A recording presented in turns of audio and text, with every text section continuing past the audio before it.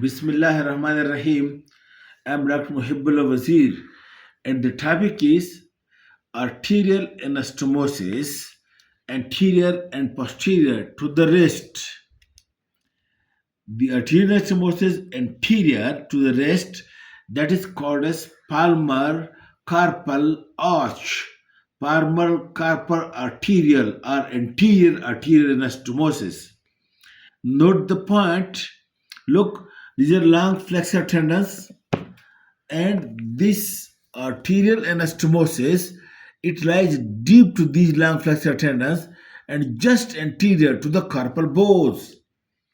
And this palmar carpal arterial arch or anterior carpal arch, it is formed by palmar carpal branch of ulnar artery and palmar carpal branch of radial artery, and these two arteries anastomose with one another deep to these tendons.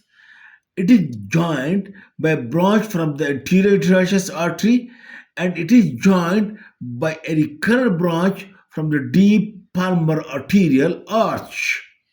The same you can see it over here. Look, look, this is the palmar carpal branch of radial, and this is palmar carpal branch of ulnar. It is a branch from the anterior interaceous artery, and it's a recurrent branch from the deep palmar arch. Or you can see it also over here. Look, this is the median nerve, and this you can see this is the radial and ulnar arteries from this palmar carpal branch of radial and palmar carpal branch of ulnar, a branch from anterior interaceous artery and a recurrent branch from the deep palmar arch. This arterial anastomosis is called as palmar carpal arterial anastomosis. It supplies the underlying carpal bones, and it also supplies the wrist joint, and it also gives branches that pass distally to the hand and anastomose with the deep palmar arch. Then the other one is the dorsal carpal arch, and the dorsal carpal arch, it is formed again over here.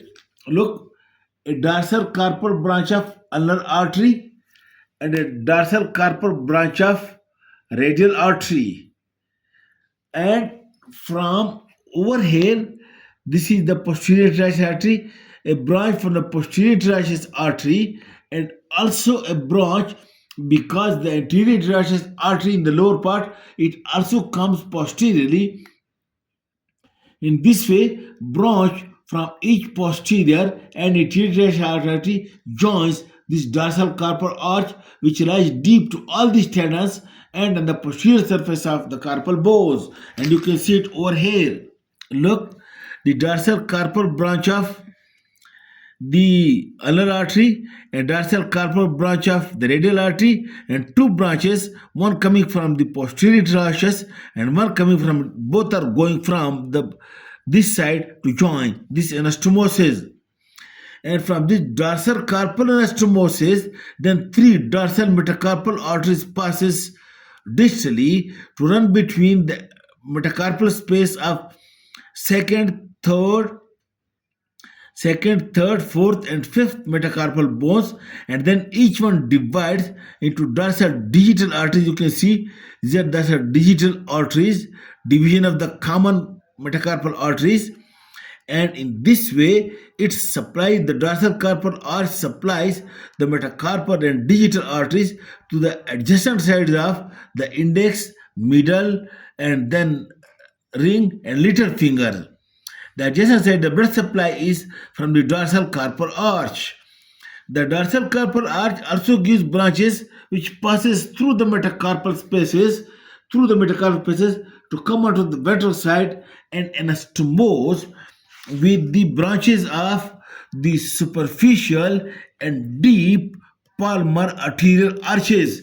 In this way, a very intricate anastomosis is being established between the branches of the radial and ulnar artery, anterior to the wrist, posterior to the wrist, and then in the palm, two anastomosis again, the superficial and deep palmar arch. so that to give a proper correct circulation in case of if any blood supply from any artery is being compromised due to any reason, the correct circulation will be easily established because of the very good and very communicable distribution between the two arteries. Thank you very much.